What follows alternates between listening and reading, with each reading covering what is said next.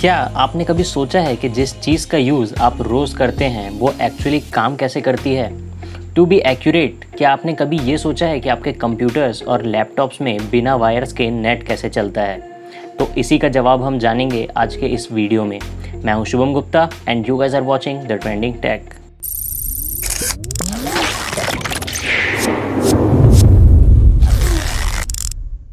मैं बात कर रहा हूँ वाईफाई की, जो स्टैंड करता है वायरलेस फिडेलिटी के लिए, और ये लैन यानी वायरलेस लोकल एरिया नेटवर्क के सिमिलर है। वाईफाई रेडियो फ्रीक्वेंसीज़ का यूज़ करता है दो डिवाइसेस के बीच सिग्नल सेंड या रिसीव करने के लिए, ठीक वैसे ही जैसे दूसरे वायरलेस डिवाइसेस काम करते हैं। ये रेडियो फ्रीक्वेंसीज़ हमारे कार्स में यूज़ हो रहे रेडियो स्टेशंस, मोबाइल्स के नेटवर्क या फिर वेदर रेडियो से बिल्कुल अलग होते हैं, क्योंकि ये सारे चीज़ किलोहर्ट्ज़ या मेगाहर्ट्ज़ के रेंज में फ्रीक्वेंसी रिसीव करते हैं, और वहीं वाईफाई गीगाहर्ट्ज़ के रेंज में फ्रीक्वेंसी रिसीव करती है। अगर ये हर्ट्ज़ क्या है उसे थोड़ा समझा जाए तो हर्ट्ज़ एक स्टैंडर्ड यूनिट होती है फ्रीक्वेंसी को मेजर करने के लिए। जब हम बोलते हैं किसी वेव की फ्रीक्वेंसी 1 हर्ट्ज़ है, तो इसका मतलब होता है कि 1 सेकंड में उस वेव की एक साइकिल कंप्लीट होती है। तो इसी तरह मेगाहर्ट्ज़ और गीगाहर्ट्ज़ का मतलब होता है कि 1 मिलियन या फिर 1 बिलियन साइकिल्स पर सेकंड। वाईफाई के लिए ये फ्रीक्वेंसी 2.4 गीगाहर्ट्ज़ और 5 गीगाहर्ट्ज़ पर सेट होती है। जो पुराने डिवाइसेस होते थे उनमें जनरली ये फ्रीक्वेंसी 2.4 गीगाहर्ट्ज़ होती थी, जो कि 5 गीगाहर्ट्ज़ के आने से पहले की फ्रीक्वेंसी थी। पर चाहे आप 2.4 गीगाहर्ट्ज़ की रेंज में हो या फिर 5 गीगाहर्ट्ज़ की, आपके राउटर पर कम्युनिकेट करने के लिए चैनल्स का एक सेट होगा।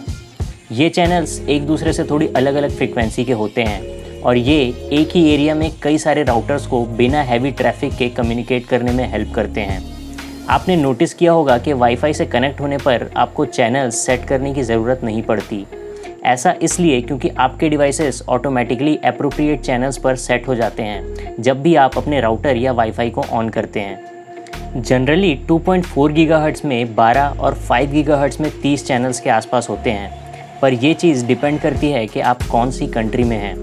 इन वेव्स की फ्रीक्वेंसी दूसरे रेडियो फ्रीक्वेंसीज़ की तुलना में इतनी ज़्यादा होती है कि ये बहुत बड़े अमाउंट में डेटा कैरी करने में कैपेबल होते हैं, और यही रीज़न है कि आप अपने राउटर से कई फीट की दूरी पर भी अपने स्मार्टफोन्स और लैपटॉप्स पर आराम से नेटफ्लिक्स देख सकते हैं। पर वाईफाई का असली खेल वाईफाई चिप के एंड पर होने वाली प्रोसेसिंग का है। जैसा कि हम जानते हैं कि कंप्यूटर या डिजिटल डिवाइसेस 0 या 1 की लैंग्वेज समझते हैं, तो इसी 0 और 1 को ये वाईफाई चिप रेडियो वेव्स में कन्वर्ट करता है और उन्हें उनके डेस्टिनेशन तक पहुंचाता है, और साथ ही साथ ये दूसरे डिवाइसेस से रिसीव किए 0 और 1 को ऐसे डेटा में कन्वर्ट करता है जिसे आपका डिवाइस ईमेल या वेब पेजेस के रूप में इंटरप्रेट करता है। एग्जाम्पल के तौर पर, अगर आपका राउटर 54 Mbps यानी 54 मेगाबिट्स पर सेकंड की स्पीड से काम कर रहा है, तो इसका मतलब है कि ये 1 सेकंड में 54 मिलियन वंस और ज़ीरोस ट्रांसफ़र कर रहा है, जिन्हें अगर प्रिंट किया जाए तो वो 13,000 पीसेस ऑफ पेपर के बराबर होंगे।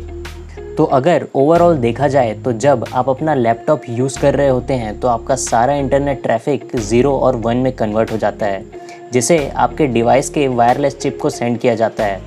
फिर ये चिप उन 0 और 1 को रेडियो फ्रीक्वेंसी में कन्वर्ट करता है, जिसे आपका राउटर रिसीव करता है और वापस 0 और 1 में कन्वर्ट करके आपके डिवाइस तक पहुंचाता है। और ये सब इतनी तेज़ी से होता है जिसका अंदाज़ा भी आप नहीं लगा सकते। तो इसी के साथ आज के इस वीडियो में इतना ही।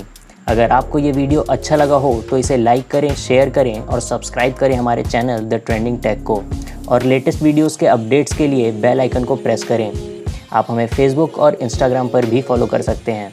सी you guys in the next video.